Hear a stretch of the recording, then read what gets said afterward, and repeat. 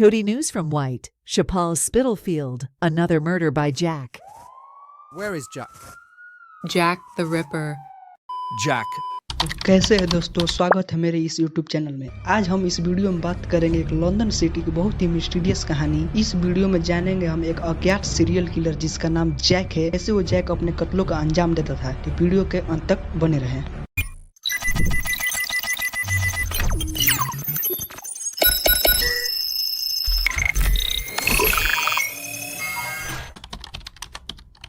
रात के लगभग 3:40 की बात है। सुनसान सड़कों से गुजर रहा एक कार सवार जिसका नाम चार्ल्स एलन क्रॉस था। जब वो व्हाइट चैपल के बॉक्सरो गेट से जब वो गुजर रहा था, उसकी नजर एक पीले रंग के त्रिपाल पर पड़ी जो कि काफी दिखने में अजीब सा दिख रहा था। चार्ल्स क्रॉस ने इस बात की जानकारी पुलिस को दी। पुलिस वहां पर पहुंचकर जांच पड़ताल में लग गई। पुलिस ने त्रिपाल हटाया और वहां पर एक मृत महिला की डेथ बॉडी पाई गई।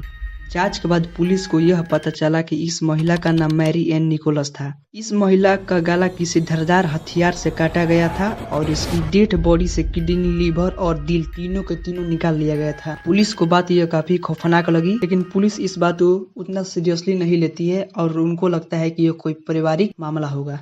ठीक उसके 8 दिन बाद ही 8 सितंबर 1888 को सुबह 5 बजे के आसपास व्हाइट चैपल में ही 29 हैनबरी स्ट्रीट पर एक और महिला की डेड बॉडी मिली। इस महिला का नाम एन चैपमैन था और इस महिला की भी हत्या ठीक उसी प्रकार हुई थी जिस प्रकार मैरी एन निकोलस की हुई थी।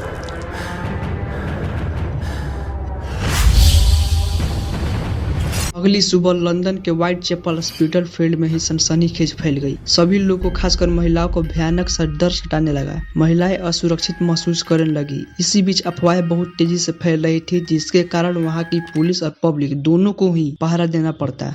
मामला काफी गंभीर हो गया था। फिर भी उसके बाद भी 20 सितंबर 1888 को 2 महिलाओं की डेड बॉडी मिली। एक का नाम एलिजाबेथ स्ट्राइड था। उसकी डेड बॉडी 1 बजे international works men's education club के गेट पर देखी गई थी। स्ट्राइड की गर्दन पर चाकू के बहुत ही गहरा घाव था। खून बहुत तेजी से बह रहा था। हालांकि शरीर गर्म था और संरक्षक बता रहे थे कि 12:30 और 12:50 बजे तक कुछ भी ऐसा नहीं था। इसका मतलब हत्या 12:50 और 1 बजे के बीच ही हुई होगी। और दूसरी महिला का नाम कैटरीन था। उसकी डेड बॉडी स्ट्राइड की डेड बॉडी से 1 किलोमीटर दूर पाया गया था।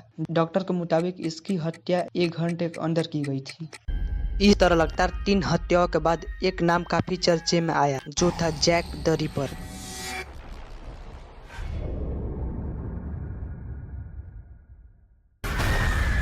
मैंने आपको बताया था अफवाहें बहुत ही तेजी से फैल रही थी। उसी बीच वहाँ की प्रेस को एक लेटर मिला। उस लेटर को प्रसारित करते हुए कहा गया कि यह लेटर उसी रिपर ने लिखा है। उस लेटर का नाम डियर बॉस था। माना गया कि यह लेटर कोई धोखा था और पत्रकारों द्वारा कहानी में रुचि बढ़ाने और अपने समाचार पत्रों को प्रचार करने के लिए लिखा गया हो सकता है। उसके बाद वहाँ के एक नागरिक जिनका नाम जॉर्ज लुक्स था, उनको व्हाइट चैपल में एक लेटर मिला। उस लेटर का नाम फ्रॉम हेल था। उसमें मानव किडनी मिली। लोगों को अब जैक द रिपर के काल्पनिक नाम पर विश्वास होने लगा। यहाँ तक अफवाहें बढ़ गई कि खुद वहाँ की महारानी एलिजाबेथ को निरीक्षण करने आना पड़ा। कुछ रिसर्च के बाद यह पता चला कि चारों मर्डर एक ही इंसान ने किया। चारों हत्याओं में 2 सामान्य बात थी। पहली ये थी कि चारों औरतों का गला राइट से लेफ्ट की ओर काटा गया था और दूसरा यह था कि सबके किडनी, दिल गायब था।